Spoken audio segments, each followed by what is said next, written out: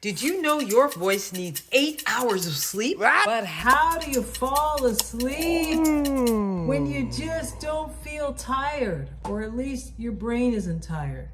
And there are a couple ways this can manifest. So listen up. If you have trouble sleeping, if you wake up with anxiety in your chest, if you wake up with your brain just starts going, and you're like, ah. And I got some goodies for you. These tools work, so try them out.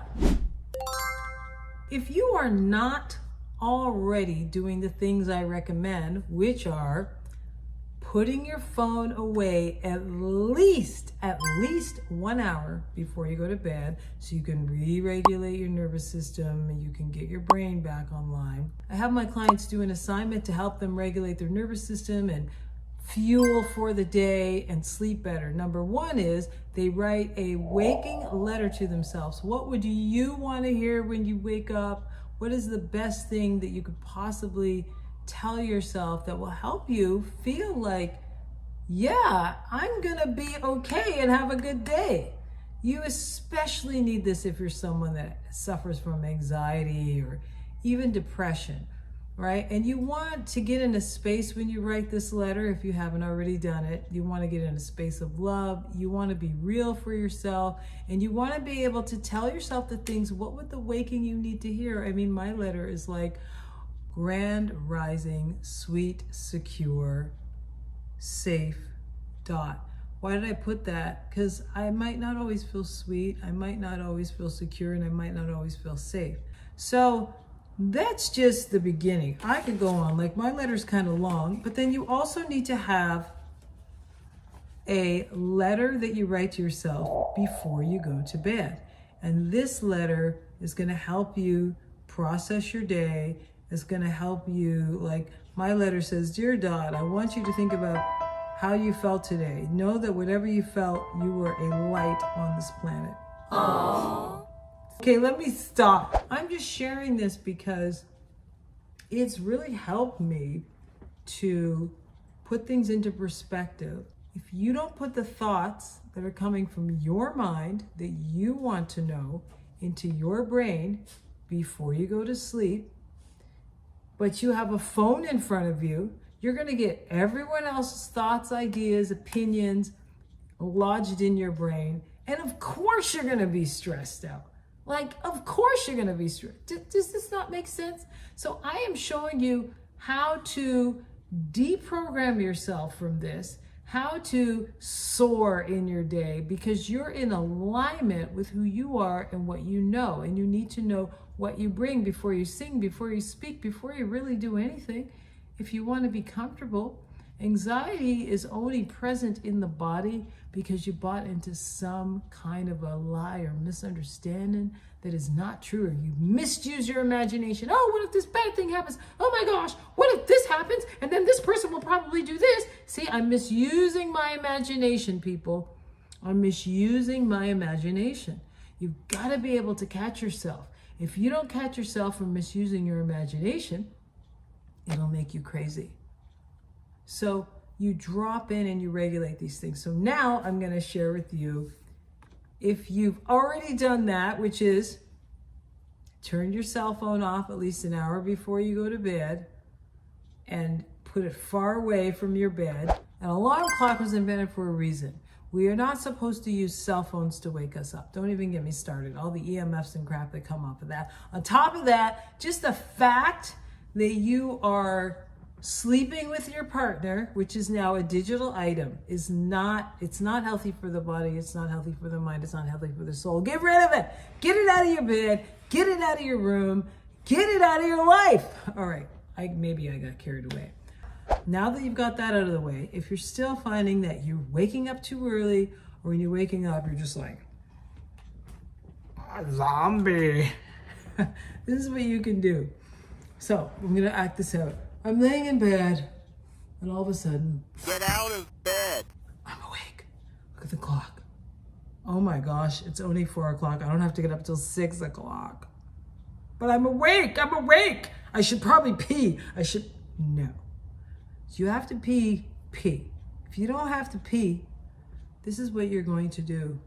you are going to find the feeling or the thought that is running the show in the moment.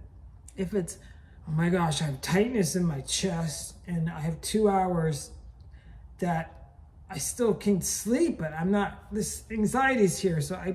You don't have to act on that. You're the boss. Remember, mind, soul, and then lastly, the body, right? So if your brain is awake and your body knows it needs sleep, but your brain is trying to run the show, we got to get you back into the body. So develop a deep, curious compassion for the feeling. Oh, hi, sweetie. What are you doing there? I feel you in my chest. Now, is your mind in the future worrying about what was going to happen or what's going to happen? Or is it in the past worrying about what happened? Or are you present? We know as performers, we want to be present. But how are you going to be present if you don't practice being present? What a great opportunity to be present. I can just lay here and I can train my brain to soar throughout my day. And how do I do that? I'm laying here and I'm like, I feel the anxiety in my chest. I am going to talk to this anxiety. And I'm going to give it some love. That's right. I want you to imagine like it's your best friend, because it might have been hanging out with you for a while in the morning times. So you just be like, hey, anxiety, how's it going? Breathe. Notice any tension in the body. See this tension or anxiety like it's a little baby. Aww. And just hang out with it. Don't try to get rid of it. You may notice that you just doing that slowly dissolves it.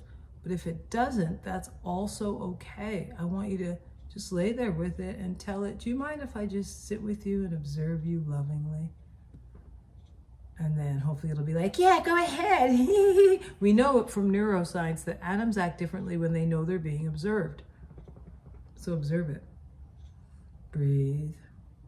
Make peace with it and hold its hand. And you may feel the energy moving, you may feel it do all kinds of stuff, but I promise you, you might start to yawn, which is a release. It's one way the body releases energy. You may sigh, you may swallow, you may even burp, or you may just do nothing.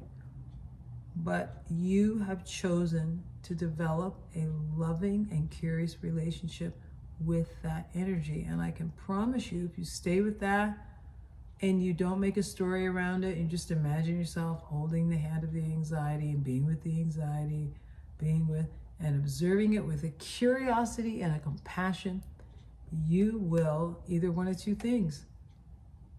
Feel a lot more joy and gratitude because you're loving it up and fall asleep, or feel a lot more joy and gratitude and stay awake. In either case, you've regulated your nervous system. You've made your mind do what you want it to instead of what it wants to, which is usually fear, doubt, worry, all right? Nope, not here. You're gonna be like, no, I'm here and I'm with you and I got you. And that type of assurance is the same type of assurance that builds confidence. Okay, so are you ready for part 2? So in part 2, we are gonna do another fun one. This one has to do with how we value ourselves. Yay! So let's say you just wake up and you don't even know why. You don't have anxiety or anything. Your brain's just like beep, beep, beep, beep, beep, beep, beep. So there's 2 things you can do. And by the way, I believe that we are on this planet to do this specific thing. This is something that you can only do for yourself. No one else can do this for you. And honestly, I believe it is the most important thing you can do for yourself and why we're actually here. And that is, you wake up and then you will say to yourself, okay, we're going to play a little game. I am going to find 22 things that I really value about myself. 22 things that I really love. And so you're laying there and you're like, okay, you can use, like, sometimes I'll use my hands on my, like, to count. I'll be like 1, 2, 3, 4, 5, 7, 8, 9, 10, and 11, 12. All the way. So the first thing, oh my gosh, I love your sense of humor. Yeah, Dot, you're funny. I love that you are so patient with animals. And you just go through, but you can't just be like, oh, I love that you're just so unique. Like, you're not really, if you don't really mean that and you're just saying that because you don't know what to say, then it's probably not going to work out for you. The idea is that you really tell your brain, you know what? I see that you're awake and I see that you're tripping, but I need you to pay attention to this first. So now you're getting your mind to do what you want it to. A really important tool when you're trying to perform, huh? Hello, mind, focus on the song, please, not trying to worry about what that audience is doing or what's going on out there in the future or the past, right? But where am I now? And what do I value about myself? Because what you value is what you bring into a room when you sing or do anything. So I have found one of two things happens. Worst case scenario, I get to number 22 and I'm still awake. But I'm in a great mood now because I've just filled myself with love that I have not been paying attention to. I've not been paying attention to my good qualities. We're always focusing on what needs to be fixed, what needs to work, right? Instead of focusing on what is wrong with life and what we need to fix, you flip the script and go, what do I love about me, right? If you want to do your life, you can go, what are 22 things that's great about my life? And then if you're like, oh, I can't find those things, it's like, no, I will stay here until I do. I guarantee you, if you're a human on this planet breathing, you have at least 22 things that are going right for you. And you've just overlooked them. Like, you've overlooked, wow, I can actually think right now. That's a thing that's working for you. Honestly, I really like the qualities thing the best. But if you can't think of the qualities, then just do the things you're grateful for. Because gratitude will put you in a frequency of receptivity, abundance, and then it will calm your nervous system and it will allow you to do what you want to do, whatever you want to do in that moment. Gratitude will allow you to do that. We want to activate our heart. And you activate your heart by tuning into what you're grateful for and tuning into what you value, which is yourself. If you don't know what those things are, why not, hey, it's better to do it when you're walking around during the day, but most of you aren't going to do it, so you might as well do it when you wake up. Last but not least, you get to talk to your body. Start with anywhere that is screaming for attention, and if there's nothing, then just start with your feet. So here's the deal with this. Your body responds to your thoughts. And I learned from getting my body sliced open that my body really, really knows what I'm thinking and feeling about it. And so if I'm like, oh, my knees are just killing me. My knees are like, oh, we are we? Okay. They hear everything. Your body hears everything. So be careful what you say to your body. Now, this is a great time for repair, rejuvenation, restoration. I've woken up. I'm not sleepy. All right, let's start. Does anyone need attention? I see that we're awake. All right. Oh, I don't feel anything. Okay, then we're going to start with feetsies. Hi, feetsies. I'm going to take a breath in, and on the exhale, I'm just going to flood you with love. Just warm tinglies. And just, even if you can't feel any warm tinglies, just send your loving awareness and send gratitude to your feet. And then you breathe in again. Like, okay, I'm going to bless my calves. Oh, the calves. I'm so grateful for my calves. You just send the energy there, and then you do your knees. You work your way all the way up the body until you get to your face. You can do your ears, nose. Usually I fall asleep by the time I get to like my legs or my stomach because all I really needed was to get the energy lower. Now notice I did not start up here. I started at my feet. There's a reason for that, right? What do you think it is?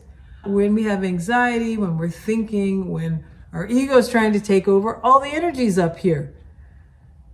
But if you can drop that awareness lower in the body, you'll start to breathe more diaphragmatically. You'll start to be more anchored in the earth. You'll start to get into your own alignment, and your body just loves it when you give it praise. So that's my advice, that be able to talk to your body with that loving awareness, just like the way that you would talk to a friend, and allow yourself to tune in using your breath to just send love. I can promise you that these exercises will change your life if you let them. Remember, now you are allowing yourself to be aware and direct your brain in ways that are empowering for you. And that's what you want, isn't it? You don't want to be subject to all the other things in the world. You want to be able to get rooted into yourself. And so this is a great exercise. Also, how do you expect to be able to sing and dance and move and do the things you want to do if you haven't even made friends with your body? I mean, it might work for you for a while, but after a while, you'll start getting worn out and feeling like, why is my body not listening to me? Why is my body not friends with me? Why do I feel sick all the time? Or that might already be you. And if it is, it might be because you haven't made friends with your body yet or shown it appreciation. But I promise you, your body deserves it. Your birthright is freedom. Your birthright is to be able to express freely, to feel freely, and to love who you are fully and completely. And our world doesn't teach us that. So we have to learn how to do this for ourselves, people, or we will not make it with what's to come and even with what is. You've got to make peace with who you are and where you're at. And so these exercises will help you. I can promise that they will change your life if you just spend the time that you would jumping up and doing the thing instead of doing the thing. You scan yourself first, make friends with yourself. You find out the things you love and value about yourself, and you allow yourself to be fully present. When you walk on a stage, you better know what you bring.